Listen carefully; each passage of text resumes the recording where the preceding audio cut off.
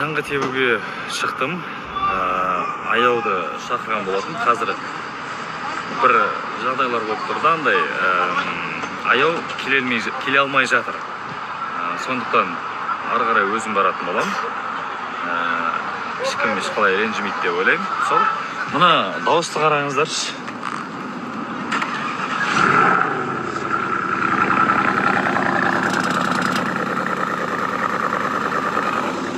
Не деген выхлоп.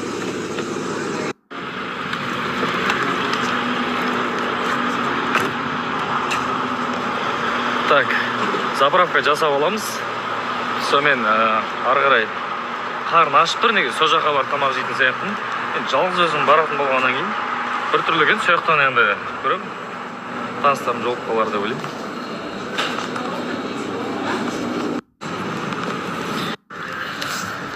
Таудан ұят болмасын деп, машинаны жуып алам деп шештім. Қазір мойкаға кіріп шығам.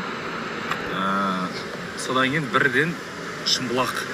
Баратын адамдар, хабарласыңыздар, бірге барып қайтайық, қызық болсын.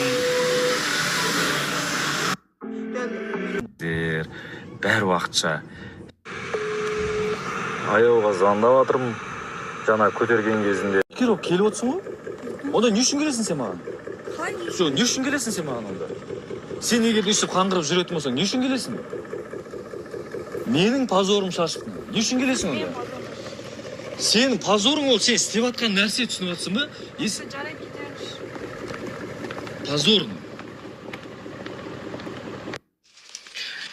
Енді жаңа сторис салып жатыр ғой, мен позорым шығарғысы келді ма деп, енді типа жаңағы жерді көрсетіп деген сияқты.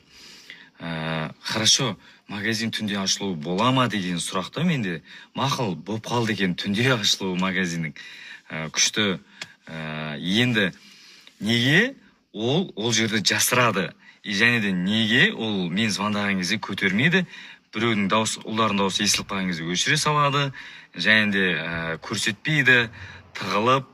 Ең соңында бәрі біткен кезде мен қылдап звондай бергеннен кейін, стористер сала бастағаннан кейін, ол далаға шығып адресін береді. Сол адресті бергеннен кейін сол жерге бардым.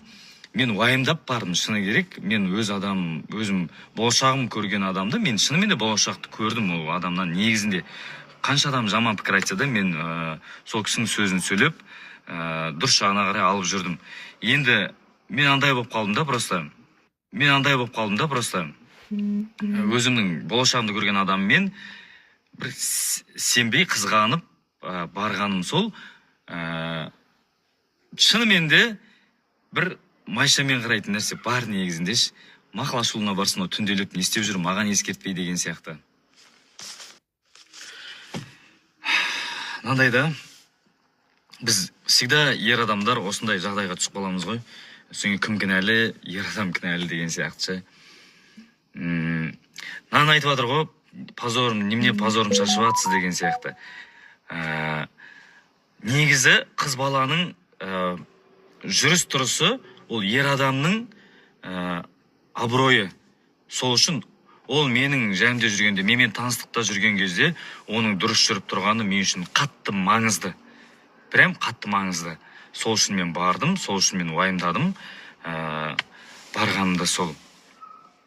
Бір жаман көрсетейін деген мақсатта емес, просто сол кейде бір асырып айтатын нәрселер бар болғаннан кейін видеоға түсіріп тұрдым. Ол менің өзімнің бір сақтығым болды, сақтанғаным болды. Солай жауап берейінші. Ол туралы маған сұрақ қоя бермеңіздер. Және де ұялмайсың ба деген нәрселерді маған айтпай қойыңыздар. Өйткені как есть, солай түсірдім, солай бар, солай есть. Ол нәрсені мен бір құрастырып бір білестеп жатқан жоқпын. Сол, в общем, маған үйтіп, мені үйтіп жемей қойыңыздаршы. Неше түрлі нәрсе жазып жатсыздар ғой. Мені түсінген адам түсінер деп ойлаймын. Болды. Аяу жаңа сторисінде айтып жатыр ғой, өте ауыр сөйлеп кетті деп ше. Ешқандай да ауыр сөйлеген жоқпын ше. Как есть, бардым, сразу телефон шығардым, түсірдім. Полный түсірілген нәрселер менде бар да негізіне. Бөліп салдым. Бірақ және тағы да ана жерде айтып жатыр ғой. Жаңағыдай машинада жүрдің деп айтты деген. Мен де видеода ешқандай ондай сөзім айтқан жоқпын. Біреудің машинасында жүрдің деген сияқты нәрсені айтқан жоқпын. Мына жерде үйде отырсыңдар ма дедім, потому что телефонмен сөйлескен кезде үй болып тұрды да, мен үшін ол, мен көрген кезде. сол үшін мен оны уайымдап мен сұрадым. Ол кішкентай болғаннан кейін может біреу бір қызығып бір жерде жүрген шығар деген сияқты. Мен үшін ол маңызды болды, ол қаяқта жүргені. Неге ол маған айтпайды, неге ол жасырады деген нәрсе болды, түсініп отырсыздар ма? Негізінде қаншама адам жазып жатсыздар ғой қазір, қаншама уже бір 200-ден асып кетті ма сообщение уже кішкене уақыттың ішінде. Сол достар, қыздан 40 амал артылама дей ма, сондай бар ғой негізінде. Бүкіл амалын айтатын шығар енді, но мен оны кінәламаймын, просто өзі біледі ғой. Мен үшін просто ол адам орны басқаша да енді болды. Енді ол сонда мен бармағаннан кейін сөйтіп шығып кете салады екен да, бір жерге ашылуы деп түнде сағат 1:30-да 3-ке дейін мысалы ашылуы. Жарайды, оны халықтың көзі түзу болсын, просто болды. Ешнәрсе айтпай-ақ, түсінікті ғой. Қазір андай болып кеткен ғой, қазір біреуге ақыл айтасың ғой, қыздарға ше, бүйтпе, сөйтпе, бұлай дұрыс емес дейсің ғой. Сен жамансың ғой, короче. Сенен жаймендеп құтылып кетеді. Ақыл айтпау керек, солардың істеп жүрген нәрсесін қолдау керексің да. Сол кезде сен жігітсің, сен күштісің, сен мықтысың, сен прям тигрсің да. Бірақ бұлай дұрыс емес, негізінде бұлай жасасаң дұрыс болар еді деп айтсаң, онда сен жамансың, сенен құтылу керек өзі. Сен абьюзерсің, сен тирансың да. Жақсы мен жаман шатастырып алған сияқтысыңдар, қыздар. Негізінде дұрыстап, ойланып, дұрыс өмір сүріңдерші, өтініш. Өйткені біздің де қыздарымыз өсіп келе жатыр. Өзім туған қызым өсіп келе жатыр. Ертең сендерге қарап бой түзесінші деп отырмын да. Сендерге қарап бой түзейді, сендерге қарап қызығады деген сияқты, солай дұрыс болсыншы барлығы. Кішкене өмірде бір дұрыс емес нәрсе болып баратыр бұл нәрсеш. Не суық емес, не жыл емес, бұндай бір влажный погода болып тұр.